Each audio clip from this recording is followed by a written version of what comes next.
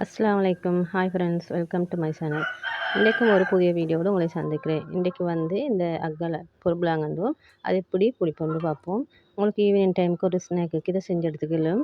ஏன்னா இப்போ அந்த படத்தில் எப்படியுமே மழை பெய்யுது எங்களோட ஏரியாவெல்லாம். அந்த மழை டைமுக்கு உங்களுக்கு இப்படி பொருளாங்கூட ஒரு பிளேன் டீயோ ஒரு காஃபியோ குடித்தா நல்லா டேஸ்ட்டாக இருக்கும். நீங்களும் வீட்டிலே டக்குன்னு செஞ்சு எடுத்துக்கலும். இனிமேல் இந்த சேனலை சப்ஸ்கிரைப் பண்ணாமல் இருந்தால் மறக்காமல் சப்ஸ்கிரைப் பண்ணிக்கோங்க. அப்போ தான் இதில் வர வீடியோவில் உங்களுக்கு நோட்டிஃபிகேஷனாக வந்து சேரும். வாங்க இந்த அக்கலை எப்படி செய்யுதுன்னு பார்ப்போம். இந்த அக்கலை செய்கிறதுக்கு நான் வீட்டிலே பாவிக்கிற நாட்டரிசி தான் எடுத்துட்டேன். இந்த நாட்டரிசி வந்து நாங்கள் இப்போ நெல் குத்தி அந்த மில்லை கொடுத்து எடுக்கிற அந்த அரிசியிலேருந்து நாங்கள் கல் அரிசி வரும், அதைத்தான் நாங்கள் வேறையாக எடுத்து வைப்போம். அதிலேருந்து தான் நான் இதை செஞ்சு எடுத்துட்டேன். எப்படி நாங்கள் சாப்பாட்டுக்கு கடைசி டைம் ஊற்ற அந்த அரிசி எடுப்போம். இதை உங்களுக்கும் இப்போதே செஞ்சு எடுத்துக்கலும்.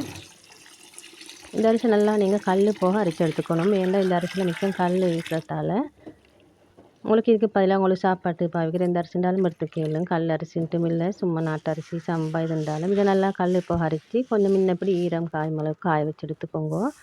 இல்லாட்டி ஈரம் படிய வச்சு இன்னப்படி ஒரு தாச்சில் போட்டு உங்களுக்கும் வறுத்து எடுத்துக்கலும். அப்போ அந்த வறுக்கிற டைமுக்கு அதில் உள்ள ஈரம் எல்லாம் வற்றி வறுபட்டு வரும். இந்த கலர் வரிசெல்லாம் நீங்கள் இறக்கி எடுத்துக்கோங்க. இறக்கி நல்லா ஆற வச்சுக்கோங்க. ஆற வச்ச பிறகு நீங்கள் ஒரு மிக்ஸி ஜாரில் போட்டு நல்லா பவுடர் எல்லாம் அமைக்கி ஓரளவு குறப்பாக அரைச்சி எடுத்துக்கோங்க. உங்களுக்கு வீட்டில் இப்படி மிக்ஸி ஜாரில் சின்னத்தில் நீங்கள் இந்த அரிசை போட்டு உங்களுக்கு அரைச்சி எடுத்துக்கலும். உங்களுக்கு மில்லில் கொடுத்து அரைக்கிறேன்டா நீங்கள் இப்படி பொருளாங்க செய்யறதுக்கு செல்லியே கொடுங்க. அப்போ தான் உங்களுக்கு அந்த பதத்துக்கு நாங்கள் அரைச்சி தருவாங்க.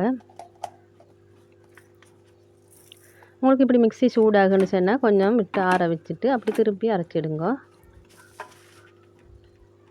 உங்களுக்கு ஈவினிங் டைம் உட்காந்து டைம் உங்களுக்கு 10 நிமிஷத்தில் உங்களுக்கு இந்த ரெசிபியை செஞ்சு எடுத்துக்கணும். இன்ஷால்லாம் நீங்கள் ட்ரை பண்ணி பாருங்கள். இது உங்களுக்கு ஸ்டோர் பண்ணி வச்சுக்கலும். 6 மாதம் காலமானாலும் ஒன்றும் ஆகாது. இந்த அளவுக்கு நீங்கள் இதை அரைச்சி எடுத்துக்கோங்க. எடுத்த பிறகு இப்போ நான் காட்டுற மாதிரி நீங்கள் அதே அளவில் செஞ்சு எடுத்துக்கோங்க. இந்த பொருளாங்க வந்து நல்லா பெர்ஃபெக்டாக வந்துடும்.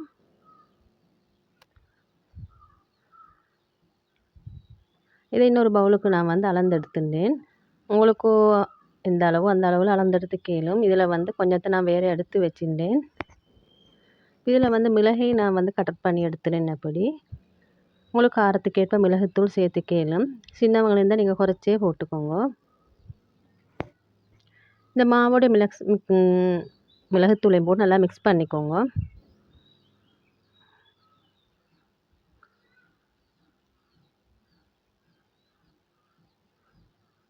மிக்ஸ் பண்ணின பிறகு இதை அப்படியே வச்சுட்டு இதுக்கு வந்து நாங்கள் பானி காய்ச்சி எடுத்துக்கணும். ஒரு தாச்சியில் வந்து சீனியை வந்து ஒரு 50 கிராம் மட்டும் போட்டுக்கோங்க.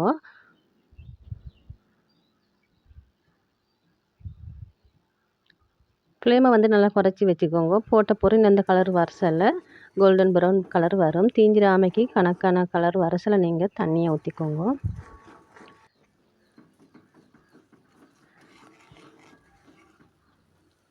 கலர் நல்லா சேஞ்ச் ஆகி வந்து உங்களுக்கு கசப்பு ருசி வந்துடும். அந்த அளவுக்கு பார்த்து நீங்கள் இந்த கலர் வரிசையில் நீங்கள் தண்ணி ஊற்றிக்கலும். இந்த பொருளாங்க கலரை கொடுக்குறது இந்த நாங்கள் இந்த சிரப் செஞ்சு எடுக்கிறதால தான் இந்த கலர். அது உங்களுக்கு கலர் ஒன்றும் சேர்க்க தேவையில்லை, இதே கலர் போதும். இதோட வந்து நான் அதுக்கு தேவையான சீனியை சேர்த்துக்கிறேன்.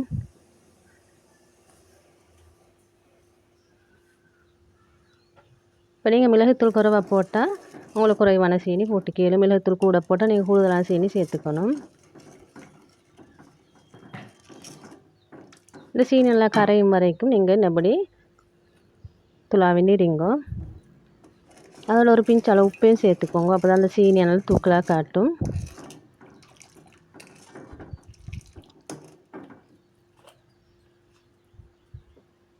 இதோட வந்து நான் கொஞ்சம் எள்ளு கொஞ்சம் சேர்த்துட்டேன். வெள்ளை எள்ளு பச்சைலே சேர்த்துட்டேன். அந்த பானிலே அந்த எள்ளு நல்லா வெந்து வரும்.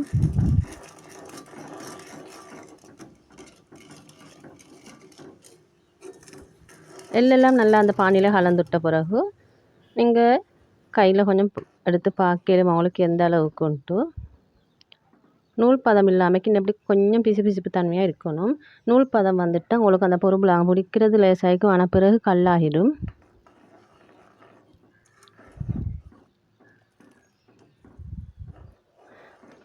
உங்களுக்கு இந்த எள்ளு போடும் போது பானி மிச்சமாக இருந்தால் கொஞ்சம் எடுத்து வச்சுக்கணும், திருப்பி ஊற்றிக்கலும் வேண்டாம். அந்த மாவு அளவை பொறுத்து நீங்கள் செஞ்சு எடுத்துக்கணும்.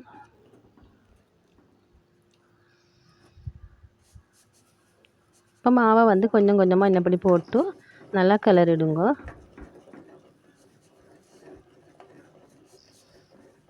அப்போ எனக்கு இன்னும் மாவு தேவைப்பட்ட இன்னும் இருக்குது. அப்போ திரும்பவும் எடுத்து வச்சு இந்த மாவை இதோடு சேர்த்துட்டேன்.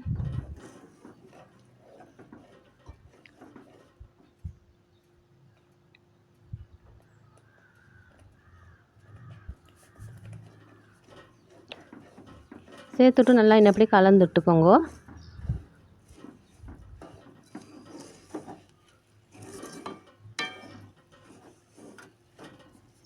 உங்களுக்கு இந்த பொருள் அங்கே செஞ்சு உங்களுக்கு பொட்டில் அடைச்சி கடைகளுக்கும் சேல் பண்ணலும்.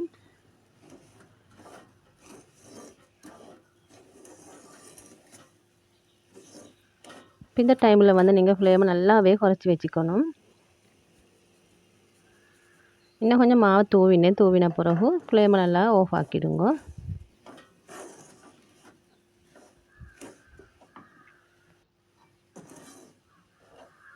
உங்களுக்கு கையில் பிடிக்கிற அளவுக்கு வர அளவுக்கு நீங்கள் மாவை நல்லா இன்னப்படி மிக்ஸ் பண்ணி எடுத்துக்கணும்.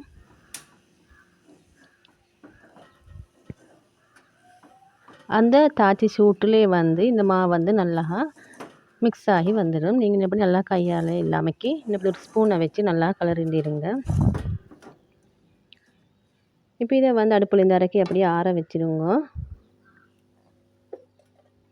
மிச்சம் ஆற விட்டுருவானா கை பொறுக்கிற அளவுக்கு ஆற விடுங்க. ஆற விட்ட பிறகு நீங்கள் கையால் ஷேப்பில் நீங்கள் பிடிச்சி எடுத்துக்கலாம்.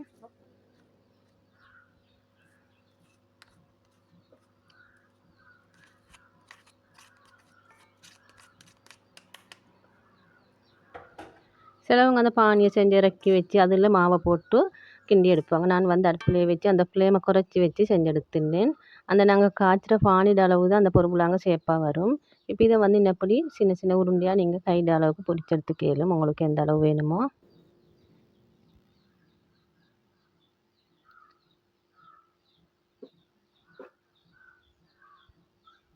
இப்போ எல்லாம் பிடிச்சி எடுத்த பிறகு இன்னப்படி தான் இருந்து எல்லாமே.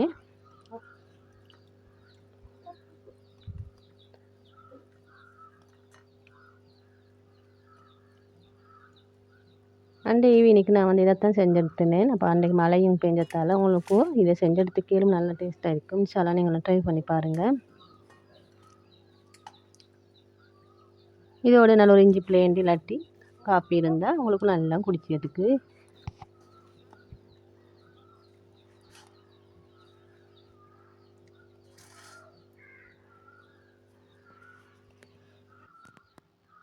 இந்த வீடியோ பிடிச்சிருந்தால் லைக் பண்ணி ஃபேமிலி ஃப்ரெண்ட்ஸ் ஷேர் பண்ணிக்கோங்க. மறக்காமல் சப்ஸ்கிரைப் பண்ணிக்கோங்க. இன்னும் ஒரு அழகான வீடியோ சந்திக்கும் வரை தேங்க்ஸ் ஃபார் வாட்சிங்.